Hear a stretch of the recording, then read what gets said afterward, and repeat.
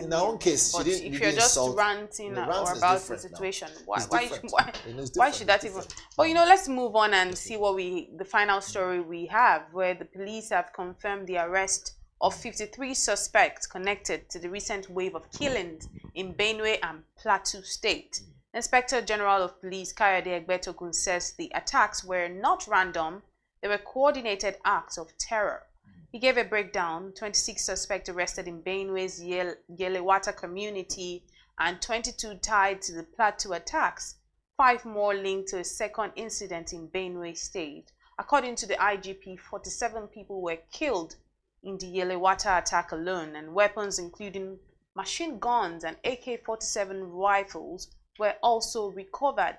And we've been talking about the deaths in Benue for a while now, so it's really heartwarming, if I do say so myself, to see that at least finally we've gotten 53 arrests or supposed suspects. Like you had said earlier in the papers, you had said, exactly. Do we even know if this entire thing is just some scheme and organized, organized, I don't know. But let's see some of the reactions very briefly before you come. Let's come to social media and see how people are reacting to this.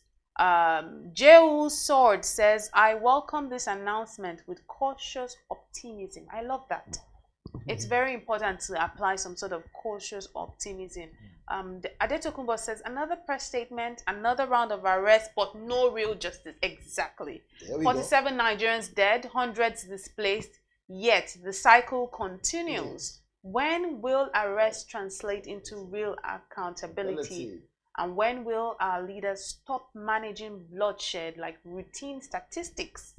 Tokunbo has that to say. JJ says, prosecute them publicly. We're tired of arrests without charging them to courts for proper legal punishment. If we don't make this country work now, our children won't be able to stay here tomorrow. I do agree with that. And those are the reactions. Again, I mean, we've seen the reactions. We might either agree to disagree, but most people will tilt towards agreeing with what they've said, because everyone is driven by emotions. But your ability for you to control your emotions is what makes you a mature person. Yeah.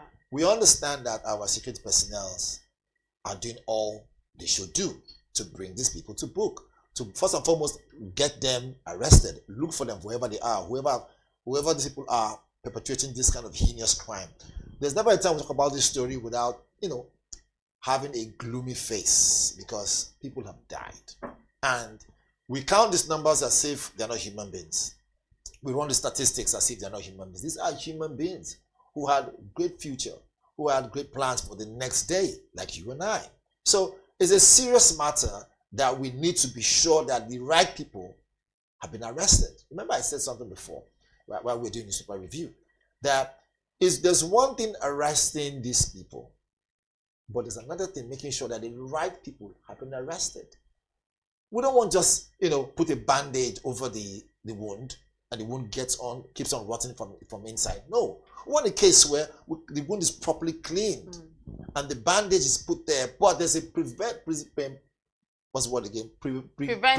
measure. Tongue twister. There's a preventive measure, such a way that it doesn't happen again. Now, that aside, so our security personnel have said that they have caught these guys, some of them, and they are going to be sent to court. My big question still remains: are these people the ones who perpetrated the crime? If they were, good enough. If they are not, it's a big issue here. Meaning to say, we just capture any other person and then, or rather, arrest any person at all and then put out there.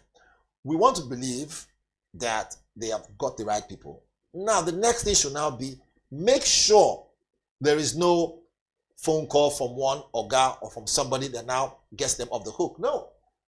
No, he who is ready to get his hand dirty should be ready to be thrown into the washing machine. And that's the fact. So in this case, I believe that for what it is, we should have public hearing from the beginning to the end.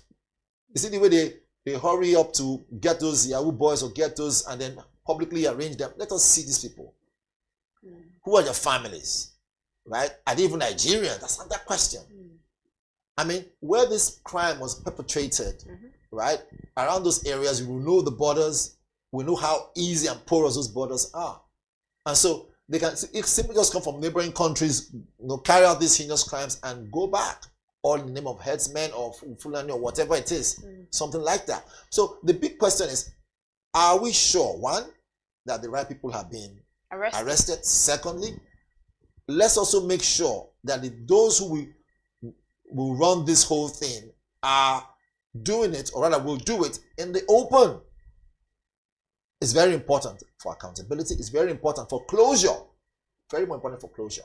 And I mean, we can sit here all day, talk about as anchors that we are, but for those at home, they're expecting us to ask the questions that they are thinking about.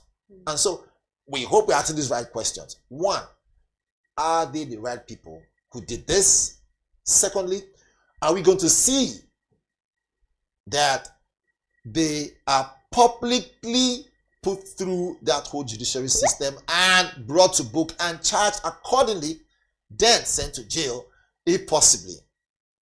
Are we going to even bring in the death penalty? Because people are wailing, people are angry, and of course it's only natural that when you have people who are going through a lot, they want heads to roll.